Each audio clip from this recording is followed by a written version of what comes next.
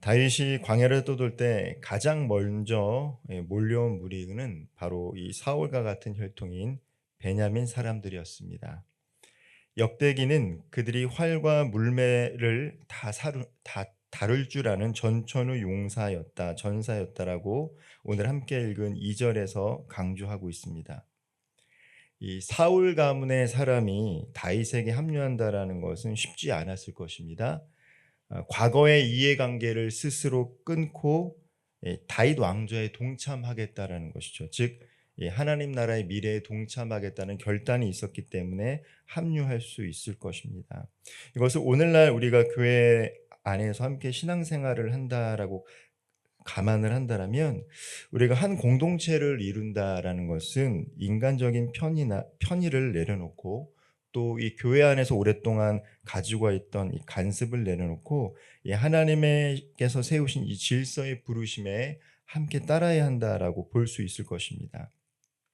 이 교회 안에서의 동력이라는 것은 이 취향의 공통 분모로 세워지는 것이 아닌 것이죠. 하나님의 말씀과 언약 안에 세워진다라는 것입니다.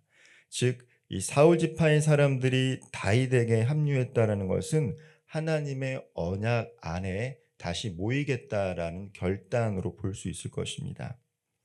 그리고 다음으로 요단 동편의 갓지파 용사들이 등장합니다. 그들이 건넌 시기가 중요한데요. 12장 15절을 보면요. 갓지파 사람들이 요단 동편을 건넜던 시기는 정월에 요단강 물이 모든 언덕에 넘칠 때였습니다. 즉 평온한 강이 아니라 범람하는 그 급류 가운데 건너왔다라는 것이죠. 특별히 12장 8절에 보면 이 넘어왔던 이 갓지파 용사들의 용모에 대해서 묘사하고 있는데요. 12장 8절에 보면 이들의 얼굴은 사자같이 두려움이 없었고 발은 산에 사슴같이 민첩했다라고 이야기합니다. 두 동물, 이 사자와 사슴 묘사하고 있습니다. 사자는 강인함을 의미하고요. 사슴은 유연함을 의미합니다. 또한 담대함과 민첩성을 갖고 있습니다. 즉 성령 안에서 이 두 가지 면모를 다 가지고 있던 사람들이 바로 이 갓지파 사람들이었습니다. 신앙이라는 것은 이 신앙의 담대함이라는 것은 고집스러움이 아니죠. 유연함입니다. 성숙하다는 것은 조화를 이룰 수 있고 성령 안에서 기꺼이 하나 되도록 나의 마음을 열 수 있다는 것입니다. 즉 갓사람들은요, 용맹함이 있었지만 신앙 안에서 하나가 되고자 기꺼이 넘어왔다라는 것이죠. 한편 므낫세 지파의 천부장 7은 다윗이 블레셋 진영에서 돌아오는 그 혼란스러운 국면에 합류해서 함께 여기서는 이 도둑을 물리쳤다라고 기록이 되어 있는데 사무엘상 30장에 보면은 이 아말렉 족속을 물리치는데 결정적인 역할을 했습니다. 시글락으로 피해서 잠시 이 블레셋 사람들 아래서 살았던 사람이 바로 다윗이었죠. 그때 이 므낫세의 이 천부장, 지파의 천부장 7이 다윗과 함께해서 끝까지 옆에 있으면서 위기 상황을 도왔다라는 것입니다. 교회도 위기 상황들을 직면할 때가 있습니다. 재정적인 어려움을 겪을 수도 있고요. 이 세상의 문화 속에서 혼란스러울 때가 있고 교회 안에도 갈등을 겪을 때가 있습니다. 그러나 이 모든 순간을 뛰어넘을 수 있는 것은 결국 사람이다라는 것을 알 수 있죠. 하나님께서 예비하신 사람들을 통해서 이 어려운 시기들을 헤쳐나갈 수 있는 것입니다. 결국 다윗이 하나님 나라를 세워가는 과정은 어떠한 무기나 전술이 기록되어 있는 것이 아니라 어떠한 사람들이 함께 합류했는가를 정확하게 묘사하고 있습니다. 즉 므낫세 지파의 천부장은 끝까지 다윗과 함께했던 용맹스러운 사람들이다라는 것을 알 수가 있죠. 우리는 위기를 겪을 때 믿을 만한 정보를 찾곤 합니다. 저 정보가 정말 맞는가라고 하지만 성경은 믿을 만한 사람을 찾으라고 이야기하고 있습니다. 다윗은 믿을 만한 사람들이 있었다라는 것이죠. 역대기 기자는 이어서 헤브론의 즉위식 장면을 매우 장엄하게 묘사하고 있습니다. 다윗 편에 서서 그를 왕으로 삼고자 12장 38절에 보면 다 성심으로 한 마음으로 모였다라고 합니다. 숫자도 매우 방대했지만 특별히 눈여겨볼 것은 12장 32절에 이사갈의 우두머리 200여 명입니다. 이 사람들의 특징이 자세히 기록이 되어 있는데 시세를 알고 이스라엘이 마땅히 행할 것을 아는 이라는 사람들이었다는 것이죠. 이사갈의 지파의 200여 명의 리더의 특징이 뭐냐면 시대를 분별할 줄 알았다는 것입니다. 그리고 하나님 안에서 무엇을 해야 될지를 아는 사람들이 이사갈 지파의 200명의 리더였다는 것이죠. 시대를 읽고 백성들이 깨우치는 영적 분별력은 사람의 수보다 더 중요하다는 것을 알 수 있습니다. 특별히 기록했다는 것은 200여 명이라는 이사갈의 리더들이 매우 중요한 사람이었다는 것이죠. 오늘날 이 교회들이 많이 어렵다라고 합니다. 포스트 모더니즘 시대 속에서 일치된 진리를 찾지 않고 개별성과 개인의 자유가 중요한 이 시대에 예수 그리스도의 복음을 증거하는 것이 결코 쉽지 않습니다. 교회는 다층적인 과제를 풀어가야 합니다. 그때 필요한 것이 무엇입니까? 바로 이사갈의 200여 명의 리더처럼 시대를 분별할 줄 알아야 되고요. 하나님의 말씀 안에서 올바른 방향이 무엇인지를 제시할 수 있는 영성을 가진 리더들이 필요하다는 것이죠.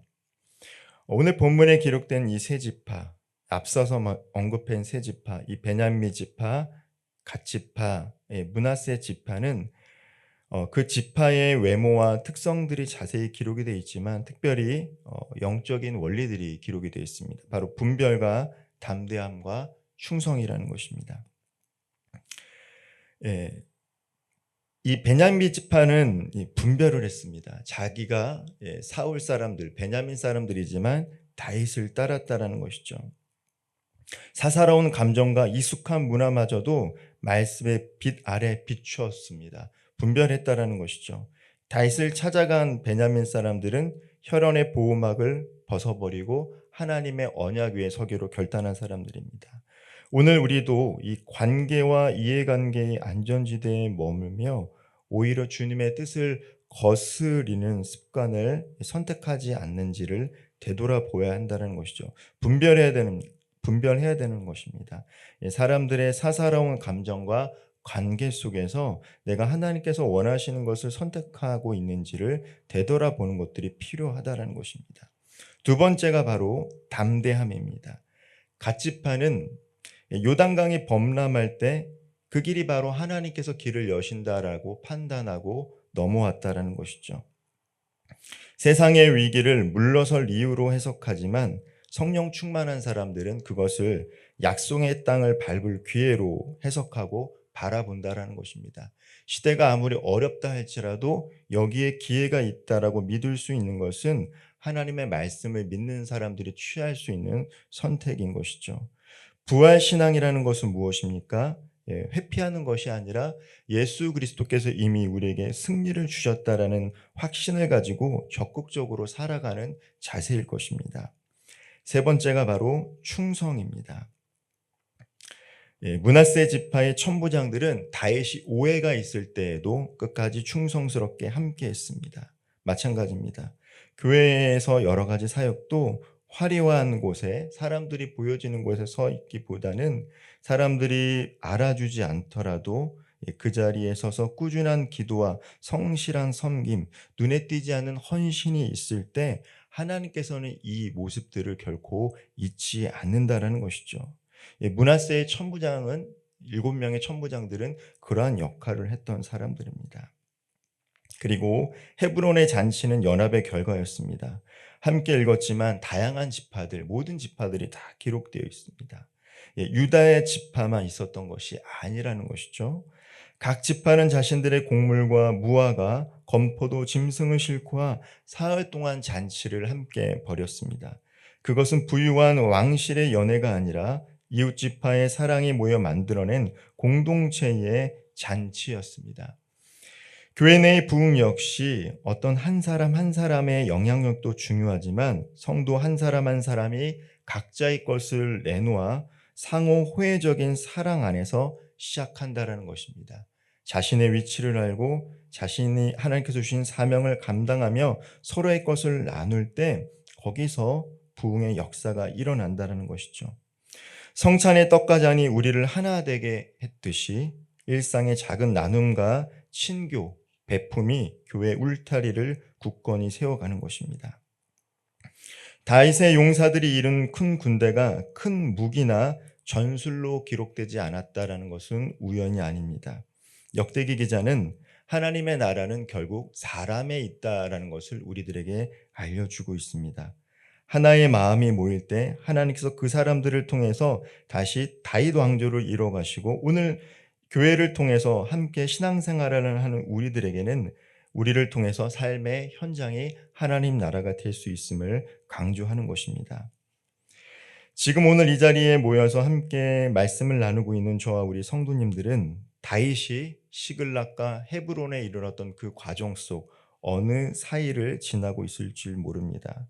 시글락에서 비참한 신세 속에서 한탄하는 그 상황을 살아갈 수도 있고요. 이제 왕이 되어 헤브론에서 많은 사람들과 마음을 나눌 수 있는 그러한 영적인 위치에 있을 수도 있습니다. 우리는 그 사이 어디를 지나가고 있죠.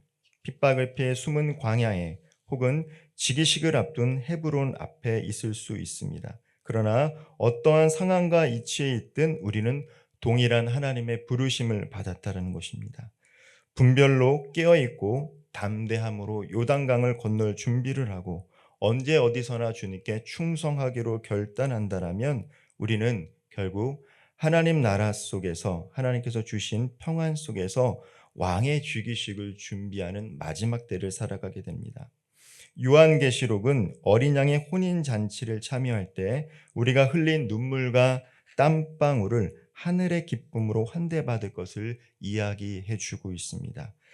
부활하신 왕께서 이미 승리의 깃발을 높이 드셨으니 오늘 함께 이 자리에 있는 우리 모든 분들이 하나님의 군대로 불리며 시대를 밝히는 연합의 빛이 되기를 주님의 이름으로 축원드리겠습니다. 기도하겠습니다. 사랑과 은혜가 풍성하신 하나님 아버지, 오늘 다윗에게 모여든 사람들처럼 우리들에게 영적인 분별력을 허락하여 주시옵소서. 사사로운 감정을 넘어서서 하나님의 언약의 말씀 위에 연합할 수 있도록 인도하여 주시옵소서. 사랑의 하나님, 우리들에게 담대함을 허락하여 주시옵소서. 시대를 읽고 지금이 어려운 시기일 수 있지만 또다시 하나님이 일하실 수 있는 부흥의 역사를 일으킬 수 있는 시대임을 읽고 담대히 삶을 살아가게 하여 주시고 무엇보다도 마지막 때에 충성스럽게 하나님의 언약 안에 살아가게 하여 주옵소서. 말씀을 듣고 읽는 것에 그치는 것이 아니라 말씀을 지키는 자가 복이 있다 하셨사오니 하나님 편에 서서 늘 주님께서 원하시는 제자의 삶을 살아갈 수 있는 저와 우리 모든 성도들 되게 하여 주옵소서. 하나님, 시글락과 헤브론 그 사이에서 영적인 삶을 살아가고 있는 오늘 우리 성령의 동행하심으로 말미암아 어린 양의 혼인 잔치를 기대하며 그때까지 기쁨과 헌신으로 우리에게 맡겨진 사명들 끝까지 감당할 수 있도록 성령 하나님 오늘도 동행하여 주옵소서. 예수님의 이름으로 기도합나이다. 아멘.